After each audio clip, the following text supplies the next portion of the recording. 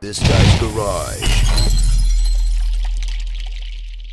Like and subscribe. Just want to turn now to some of your other work, everybody's favorite topic, carbon pricing. So you did the fuel charge distribution analysis. You also did the basically the clean fuel standard distributional analysis.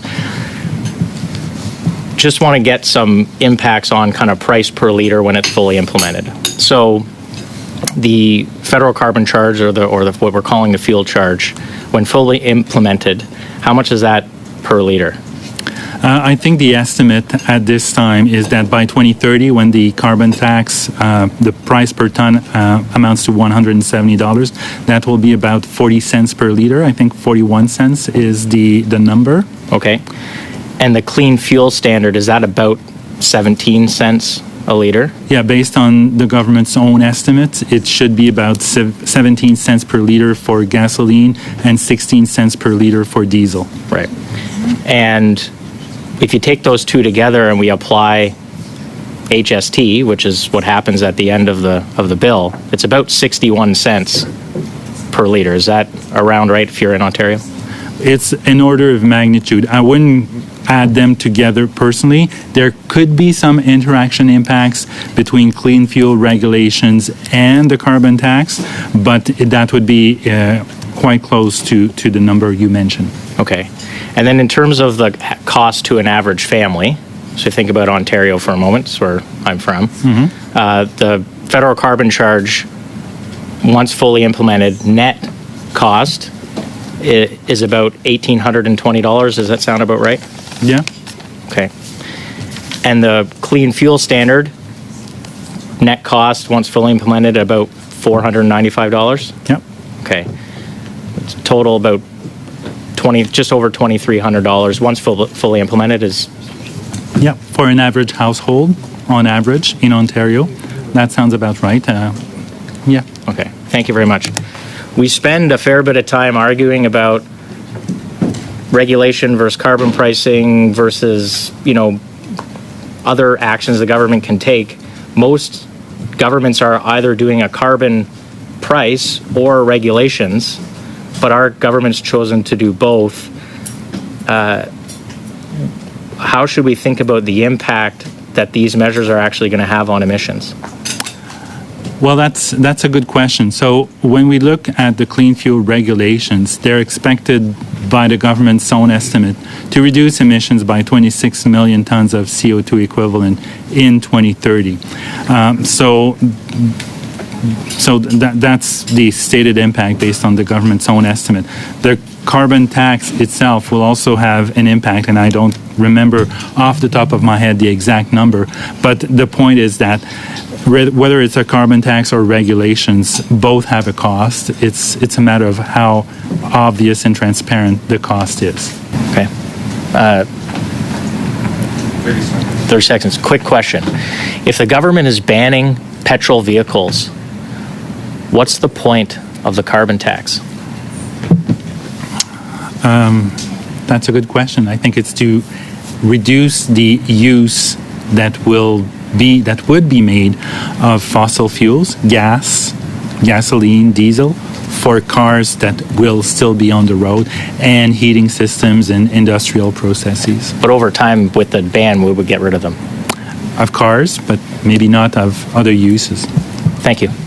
Some of the questioning of my colleague, Mr. Chambers, in regards to the carbon tax. And we now have carbon tax number 1, and then we have carbon tax number 2. And I just want to ask you to confirm some numbers for me going forward in regards to the net cost to a household once these taxes are fully implemented.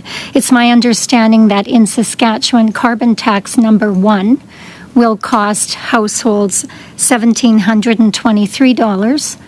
Carbon tax number 2 will cost $1,117 for a total of $2,840. And that in Alberta, carbon tax number 1 will cost Alberta households $2,773, and carbon tax number 2 is another $1,157.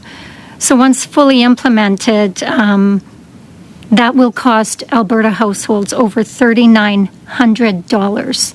Can you confirm those numbers and then confirm if those two numbers are the highest in the country and if in fact Alberta is the highest of all? Have the numbers for the carbon tax itself in front of me, but the numbers you quoted seem to be accurate based on my recollection, and the clean fuel regulations numbers you quoted are exactly the numbers in our reports. So assuming that the carbon tax numbers are right, which I assume they are, so yes, that would be accurate. So Saskatchewan and Alberta paying the highest carbon tax per household in the country, with Alberta being the highest. Due to the economic structure of these two provinces, which rely more on oil and gas sectors than most other jurisdictions in the country. You mentioned in the supplementary estimates, and I know we're spending more per year on debt servicing costs than we have in the past, almost double, in fact. I'm a little nervous about the projections that the government has for debt servicing costs because there was a surprise interest rate increase announcement last week. And I believe the government's projections are that rates were supposed to have come down by the end of the year. I haven't been able to find the average interest rate that the government expects to roll over or issue its debt at for this year coming up. I'm wondering, have you considered or are you tracking the debt service cost because it's now one of the largest components of the spending line? It is indeed one item of expenditure that we are closely tracking because it matches obviously very closely interest rate variations, and with the Bank of Canada having increased recently its interest rate once again, this will quite obviously have an upward impact on the debt servicing costs. However, that impact will not be immediate. Well, some of it will be immediate because the government finances itself through treasury bonds, or treasury bills, sorry, but also bonds that have various length of maturity. So we will be following the impact on debt servicing costs closely, but we expect this to have an upward impact on debt servicing costs compared to what was laid out in the budget, where I don't think people had anticipated the bank to increase its rate to what it is right now. And do you recall what the debt servicing cost number is for this year? It's about 40. Not off the top of my head. It's in the vicinity of $43 billion, I think. That's right.